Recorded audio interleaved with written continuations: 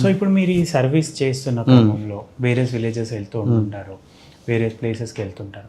వెళ్ళిన టైంలో మీకు ఏదైనా హార్ట్ టచింగ్ స్టోరీస్ ఏమన్నా ఉన్నాయా, కనిపిస్తే దాని గురించి ఒకటి చెప్తారా? హార్ట్ టచింగ్ స్టోరీస్ చాలా ఉన్నాయి సార్. అంటే ఒకటి చెప్పింది ఏంటంటే, విలేజెస్లో వెళ్ళినప్పుడు వాళ్ళు అంటే మేము తాండాస్లోకి వెళ్తాము. ముఖ్యంగా విలేజెస్, తాండాస్, గిరిజన ప్రాంతాలు కొన్ని ఉంటాయి.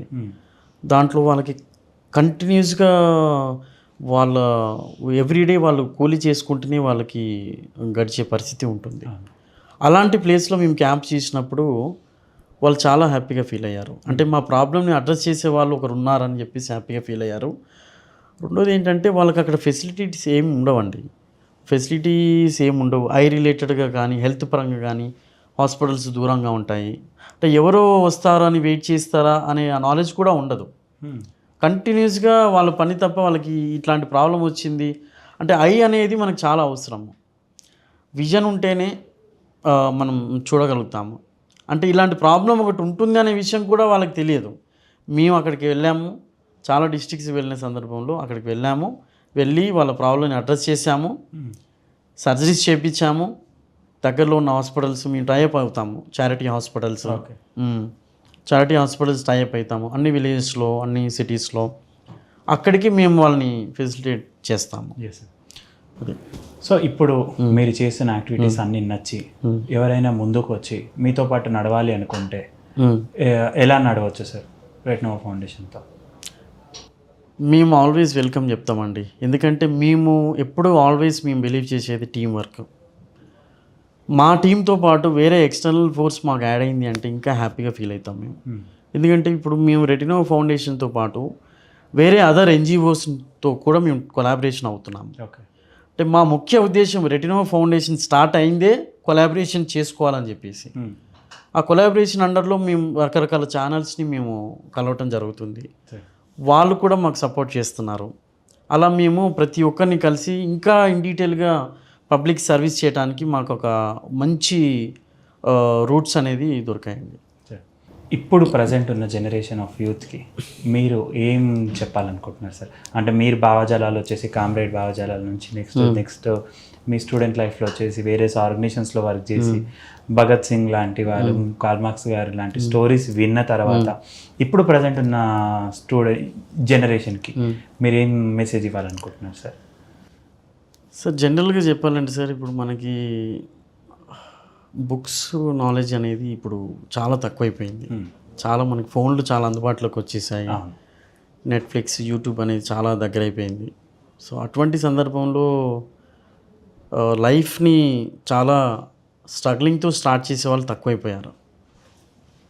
స్టడీ అండ్ స్ట్రగుల్ అంటాను నేను ఆల్ టైమ్. సో మనం ముందు అసలు దేని గురించి మన లైఫ్ ఉంది అని తెలుసుకుంటే ఆ తర్వాత ఆటోమేటిక్గా మనం ఏం చేయాలనేది అర్థమవుతుంది. ఇప్పుడున్నటువంటి యంగ్ జనరేషన్ మాత్రం చాలా అంటే చాలా ఈ టెక్నాలజీ పరంగా చాలా ఇదిలో ఉంది. అట్లీస్ట్ నెలకి వాళ్ళకి నచ్చినటువంటి అంశం పైన బుక్స్ చదవటం, ఇట్లాంటివి చేయడం. ఆ బుక్స్తోనే లైఫ్ చేంజ్ అవుతుందండి. చెప్తున్నా కదా, బుక్స్ రీడింగ్ అలవాటు నేర్చుకుంటేనే ఏదైనా చేయగలుగుతాం.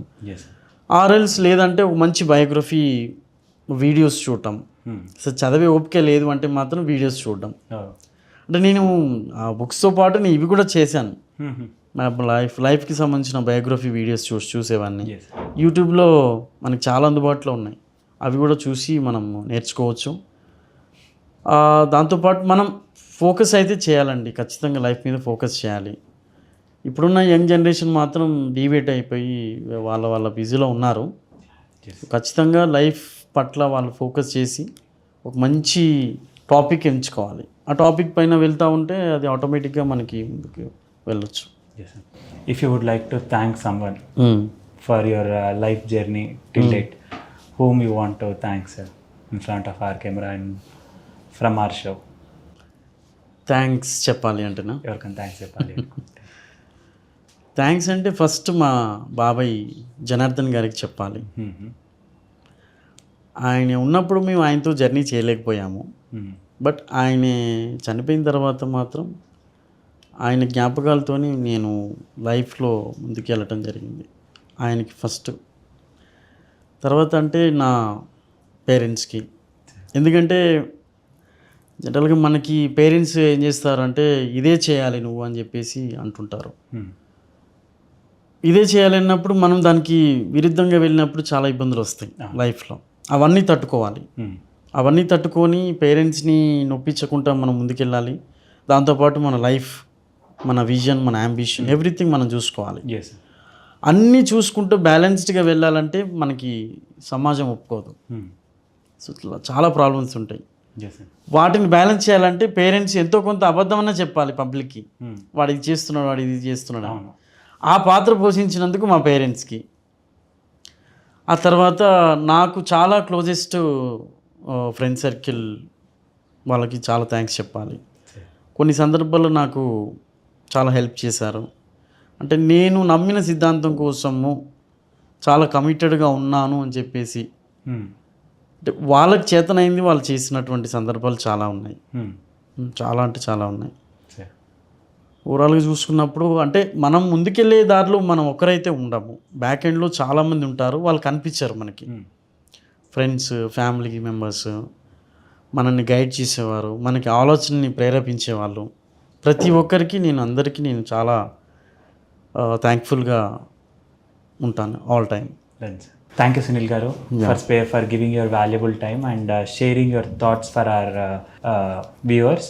అండ్ ఈరోజు ఈ చర్చా విత్ రియల్ లీడర్ కార్యక్రమానికి వచ్చి మీ జర్నీని మా ప్రేక్షకులతో పంచుకున్నందుకు చాలా థ్యాంక్స్ సార్. మీరు చేసినటువంటి మంచి సర్వీసెస్కి అండ్ నిరక్షరాస్యత లేని సమాజాన్ని చూడడానికి కోసము వారికి మీరు విజన్ ఇవ్వాలి అనుకుంటున్నందుకు, ఆ విద్యార్థులకి మీతో పాటు మేము కూడా నడుస్తామనేసి ఈ చర్చా విత్ లీడర్ కార్యక్రమంలో చెప్తున్నాం sir. Thank you sir. Thank you so much for everything. Thank you so much. Thank you.